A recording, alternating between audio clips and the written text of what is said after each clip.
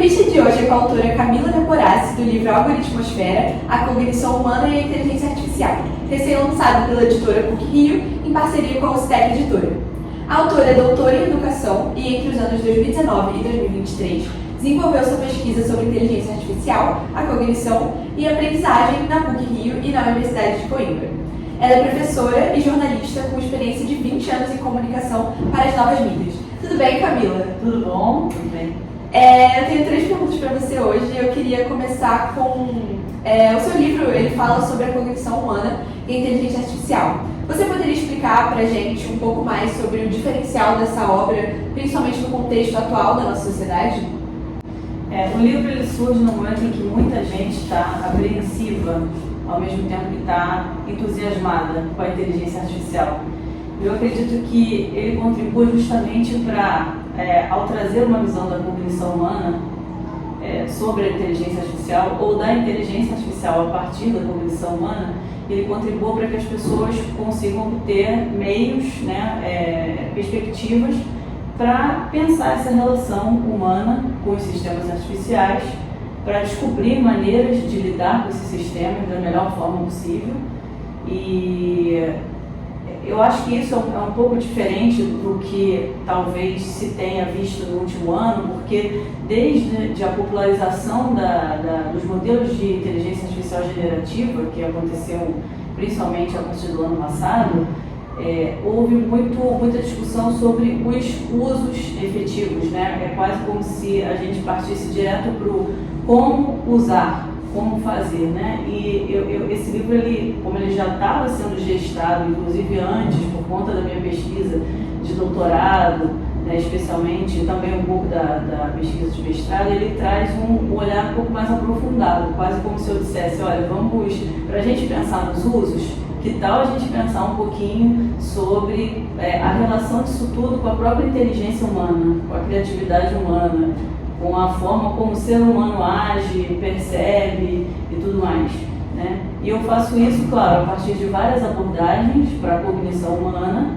que eu vim estudando, pesquisando e que abordam a cognição a partir de elementos como o corpo, no mundo, a coisa da gente viver experiências e essas experiências que a gente vive serem construídas justamente a partir das vivências que a gente tem com o corpo, E isso tem a ver também com a forma como a gente não pode dissociar cognição e emoções, porque a gente aprende, a gente vive, justamente a partir daquilo que a gente sente, e também as conexões entre as pessoas, que são importantíssimas para a gente construir toda a nossa visão de mundo, para a gente tomar decisões, para a gente ser criativo de forma coletiva.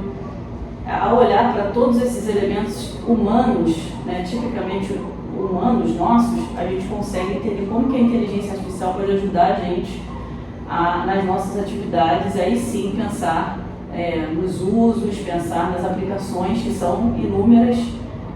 Eu acredito que isso seja talvez um diferencial da obra, mas também um diferencial de todos esses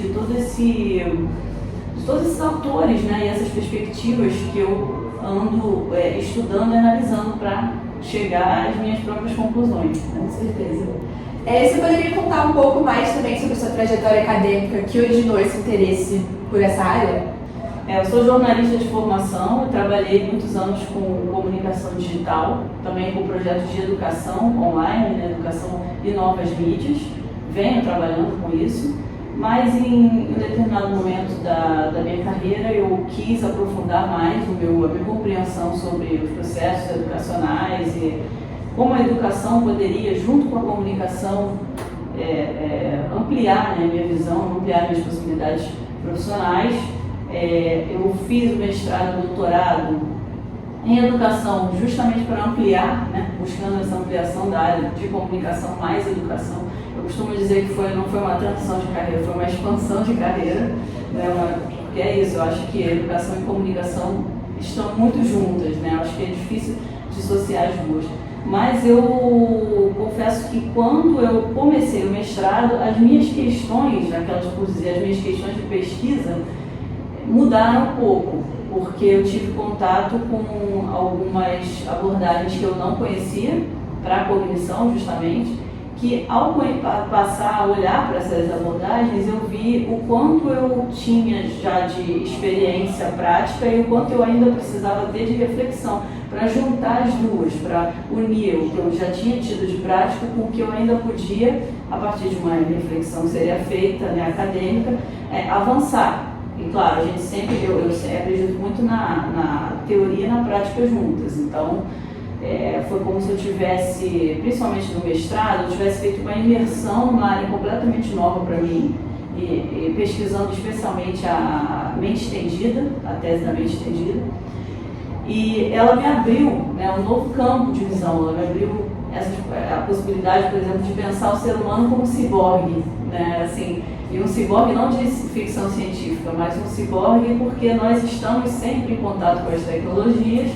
elas moldam a maneira como a gente percebe o mundo e a gente também cria mundos tecnológicos em torno de nós. Então, assim, para falar de uma maneira bem direta e curta, né, sobre essa tese tão complexa, aquilo veio ao encontro de algo que eu sempre pensei, na verdade, né, poxa, como a tecnologia faz realmente muito mais do que ser uma ferramenta, né? Como ela realmente altera a forma como a gente vive, a forma como a gente se relaciona, a sociedade, né? E também individualmente. Então, aí depois do doutorado, eu quis avançar para a pesquisa em inteligência artificial e cognição. Eu já tinha visto bastante essa questão dos ciborgues, mas eu também me perguntava um pouco sobre como seria então ciborgues com inteligência artificial. E se a aprendizagem humana é equivalente à aprendizagem de máquina. Quer dizer, logo a gente vê que não é, mas eu também gostaria, né, busquei fazer no doutorado, estava querendo fazer uma interseção entre essas aprendizagens, a humana e a de máquina, e descobrir de que maneira a aprendizagem humana poderia ser impactada pela de máquina, né? Que isso também, por que não dizer, e vice-versa. Então eu acho que é assim que eu vejo um pouco a minha trajetória. Foi um pouco de experiência que gerou uma perspectiva crítica, e depois a academia me deixou pensando outras coisas e eu fiquei com vontade de aplicar essas coisas, e hoje eu estou aplicando muito do que eu pesquisei.